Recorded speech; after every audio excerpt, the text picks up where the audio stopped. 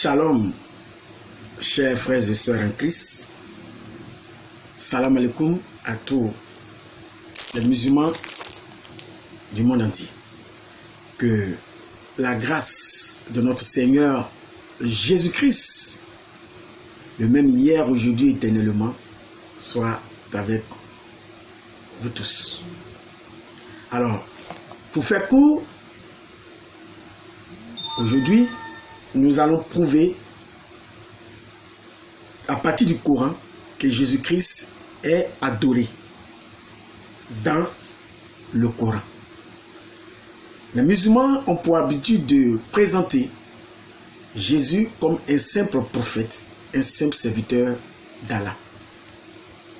Nous allons aujourd'hui, à partir de cette vidéo, prouver que ces musulmans doivent se repentir parce qu'ils commettent un véritable blasphème. Nous allons montrer à ces musulmans qu'ils ne disent pas la même chose que leur propre Coran. Parce que présenter Jésus comme un simple prophète ou le présenter uniquement comme un simple prophète est un blasphème, est un véritable sacrilège qui mérite l'enfer si ces musulmans ne prennent garde.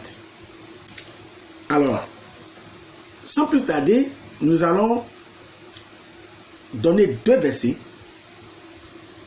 coraniques pour étayer ou développer ce dont je viens de mentionner ou ce que je suis en train de dire. Alors, la sourate 4, verset 172 jusqu'au verset 173. Cette sourate ici est dominée par le Messie. Ça, c'est la première chose que j'aimerais que vous reteniez.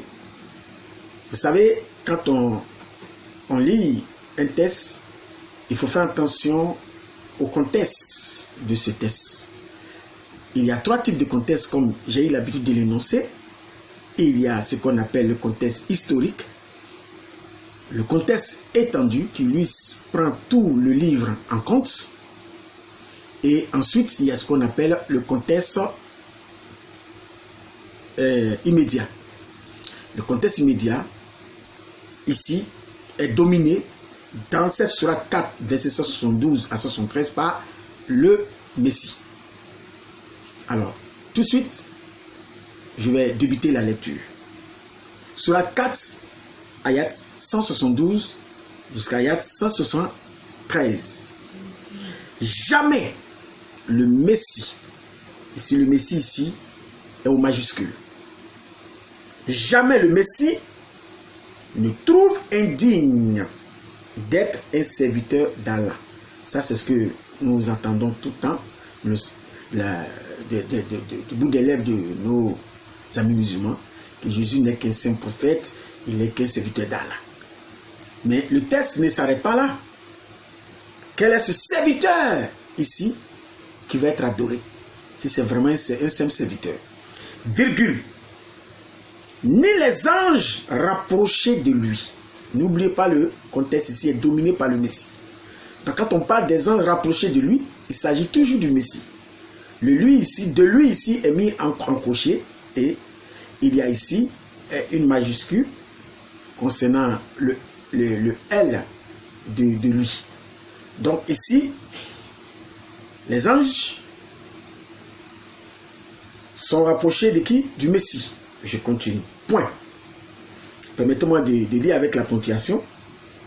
Et ceux qui trouvent indigne de l'adorer.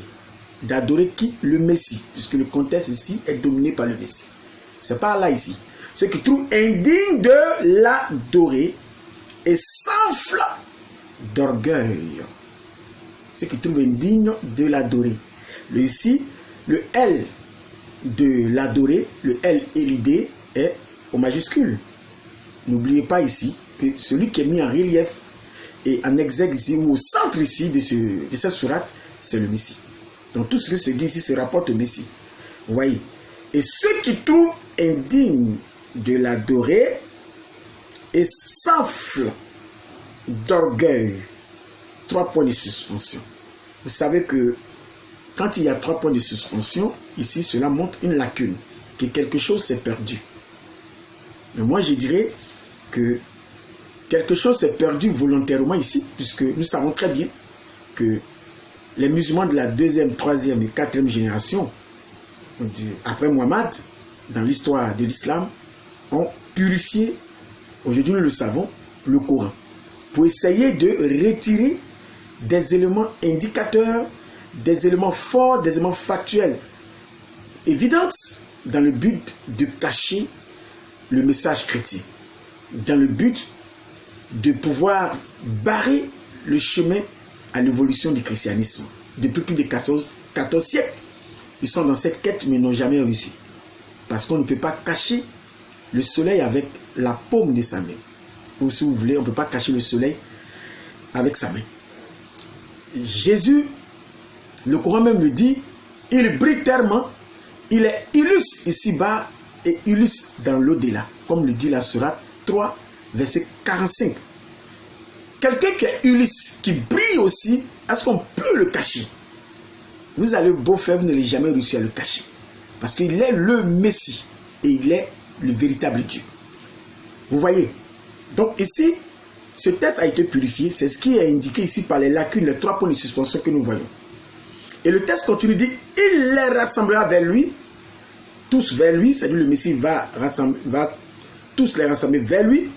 Au verset 73, il est dit, quant à ceux qui ont cru et fait de bonnes œuvres, virgule, il leur accordera leur pleine récompense et y ajoutera le surcroît de sa grâce. Point. Et quant à ceux qui ont eu la morgue et se sont enflés d'orgueil, il les châtiera d'un châtiment douloureux, c'est-à-dire le Messie va châtier tous ceux qui ont refusé de l'adorer. Et ils ne trouveront, virgule, pour eux, en dehors d'Allah, ni alliés, ni secoureurs. Donc, vous voyez ici, le contexte de cette sourate 4, versets 172 à 173, indique ici que le Messie est bel et bien adoré. Celui qui est adoré ici, c'est le Messie. Le Messie, il est adoré. Et ça, on ne peut pas nier cela. Même lorsque nous prenons la sourate 3, je prends rapidement la sourate 3, le verset, si vous voulez, la sourate 19, je prends la sourate 19, excusez-moi, le verset 33 jusqu'au verset 34, la sourate 19, verset 33 jusqu'au verset 34, il est clair ici. Que dit cette sourate? Et que la paix soit sur moi le jour où je naquis, le jour où je mourrai, et le jour où je serai ressuscité vivant. Le verset 34 maintenant. Tel est Issa, Jésus, fils de Marie, parole de vérité dont il doute. Or nous savons, celui qui est la vérité, selon le Coran, c'est Allah. Mais ici, si Jésus est un saint prophète, pourquoi l'appelons-ils vérité? Parole de vérité.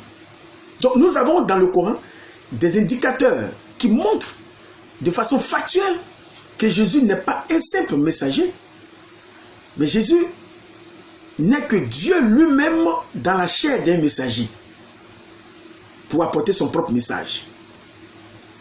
Nous voyons ici qu'il n'y a pas de différence entre l'envoyeur et l'envoyé. L'envoyeur, c'est l'envoyé. L'envoyé, c'est l'envoyeur. Parce que comme nous le savons, humainement, nous-mêmes, nous pouvons être l'envoyeur et l'envoyé. Nous désirons une chose. Nous sommes l'envoyeur et nous pouvons nous-mêmes nous envoyer pour aller chercher cette chose. Si un simple humain peut le faire, c'est Dieu qui ne peut pas le faire. Donc ici, jamais dans le Coran, on a eu de tels indicateurs montrant ici que le Messie est Dieu lui-même. Le Coran le dit ici dans cette sourate 19, ayat 33 à 34, que le Messie est la parole de Dieu, la parole de vérité. C'est un indicateur. C'est la raison pour laquelle, dans la sourate 4, verset 72 à 73, dont je viens de faire la lecture, nous avons la preuve factuelle, nous avons cette certitude que le Messie est adoré. Ce n'est pas n'importe qui est adoré. C'est Dieu. Si le Messie est adoré, il est Dieu. Même, nous avons la même chose pour la sourate. Un autre indicateur, il y a tellement d'indicateurs ici qui montrent ici que le Messie est Dieu dans le Coran. Parce que nous voyons ici dans le Coran que le Messie a tous les attributs de Dieu. S'il a tous les attributs de Dieu, il est Dieu. La sourate 3 par exemple, verset 45, nous avons la preuve ici. On dit, rappelle-toi, quand les anges disent au Marie, voilà qu'Allah t'annonce une parole de sa part. Une parole de sa part. Son nom, cette parole-là, son nom sera Al-Masih. Vous voyez, nous savons que d'après le Coran et d'après la Bible, la parole de Dieu est Dieu lui-même. Donc, parce qu'un homme n'est pas différent de sa parole. Un homme n'est pas différent de sa parole. Un homme n'est pas différent de sa parole. Voilà. Donc, la parole de Dieu ne peut pas être différente de Dieu. La parole de Dieu, c'est Dieu lui-même. Alors, ici, cette parole-là, qui vient ici, à Marie, on dit son nom sera Al-Masih. Son nom sera le Messie. Issa, vous voyez, fils de Marie, on va dire virgule, illustre ici-bas comme dans l'au-delà. Illustre ici-bas comme dans l'au-delà. C'est pour ça que j'ai dit qu'on ne pourra pas cacher le Messie avec sa main. Parce que quelque chose ou quelqu'un qui brille, on ne peut pas empêcher sa lumière de briller. Voilà la vérité. Donc, vous avez essayé de purifier le texte du Coran à partir de la deuxième, troisième génération de l'islam, mais vous ne pouvez pas cacher la vérité du Messie. Parce que vous-même, le Coran le dit qu'il est illustre ici-bas, c'est-à-dire il brille ici-bas et dans le delà. Donc voilà que la sourate 4, versets 172 à 173, montre que nous venons de lire, montre ici que le Messie est adoré. Le deuxième test factuel que je vais donner pour que nous puissions la vérifier, excusez-moi, se trouve dans la sourate 7. La sourate 7, verset 11 jusqu'au verset 13. Dans cette sourate, il est question ici de Satan et d'Adam ainsi que les anges, etc. Cette sourate ici nous donne la raison pour laquelle Satan a été exclu du paradis, a été exclu du ciel. La raison est que lorsque Dieu a créé Adam, il a demandé à tous les citoyens du ciel de se prosterner devant Adam. Tous les anges se sont prosternés, excepté Iblis, excepté Satan, qui lui a refusé de se prosterner. La parole lui a été donnée par Dieu pour qu'il donne la raison de son refus de se prosterner devant Adam. La raison est que Satan donne, c'est que lui il est fait du feu, ce qui montre qu'il est supérieur à Adam, et Adam est fait d'agir, mais pourquoi lui qui est supérieur allait-il se prosterner devant Adam? Alors, cela lui a fallu, ce refus lui a fallu l'exclusion du paradis. Permettez-moi de faire la lecture. La sourate 7, à partir du verset 11, nous vous avons créé, virgule, puis nous vous avons donné une forme, virgule, ensuite nous avons dit aux anges, deux points, prosternez-vous devant Adam. Ils se prosternèrent à l'exception de Iblis, qui ne fut point de ceux qui se prosternèrent.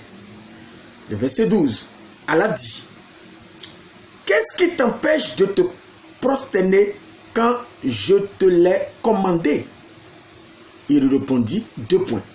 Je suis meilleur que lui. Tu m'as créé de feu, alors que tu l'as créé d'agile. Verset 13. Allah dit, descends d'ici. Tu n'as pas à t'enfler d'orgueil ici. Point. Sors, virgule, te voilà parmi les méprisés.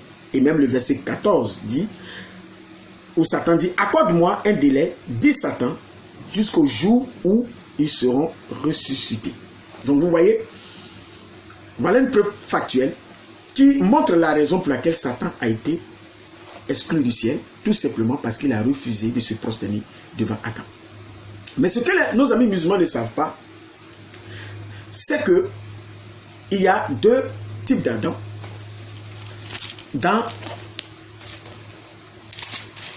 Il y a deux types d'Adam. Je prends par exemple 1 Corinthiens chapitre 15. Nous lisons à partir du verset 45. Voilà. 1 Corinthiens 15 à partir du verset 45 jusqu'au verset 47. Permettez-moi de faire la lecture. C'est pourquoi il est écrit: le premier homme, Adam, devint une âme vivante. Le dernier Adam est devenu un esprit vivifiant. Le verset 46. Mais ce qui est spirituel n'est pas le premier.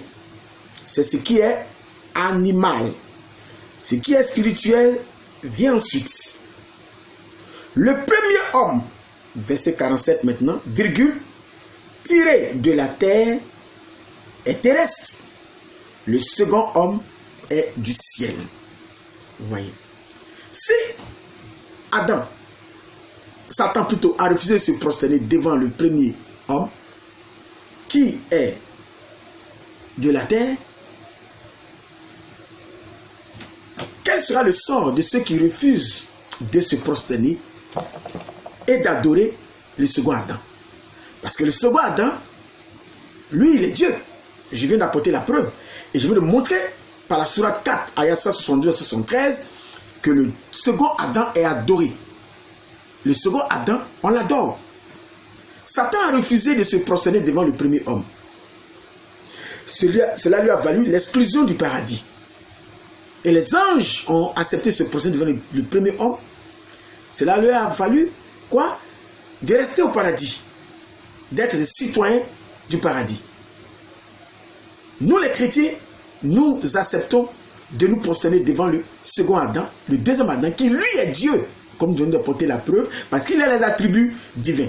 Il est Dieu. Comment c'est nous qui allons en enfer? Jamais. Le Coran lui-même reconnaît que tous ceux qui refusent de se prosterner devant le Messie vont en enfer. Mais ceux qui se prosternent vont au ciel. Parce que le Messie, le second Adam, il est Dieu.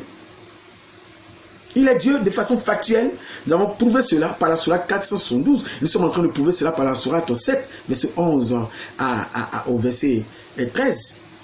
Que ce qui arrive à ceux qui refusent de se prosterner devant le second Adam et de l'adorer, c'est l'exclusion totale du paradis.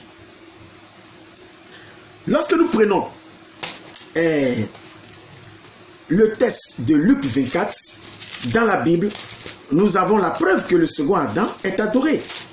Je prends le texte de Luc 24, verset 51 jusqu'au verset 50 jusqu'au verset 52. Je lis. Il les conduisit juste vers Béthanie et ayant levé les mains, il les bénit. Pendant qu'il les bénissait, il se sépara d'eux et il fut enlevé au ciel. Verset 52 maintenant, de Luc 24. Pour eux, après l'avoir adoré, ils retournèrent à Jérusalem avec une grande joie. Vous voyez que ici le texte montre dans Luc 24, verset 52, que le Messie est bel et bien adoré. Comme le dit la sourate 4, ayat 172 à 173. C'est clair.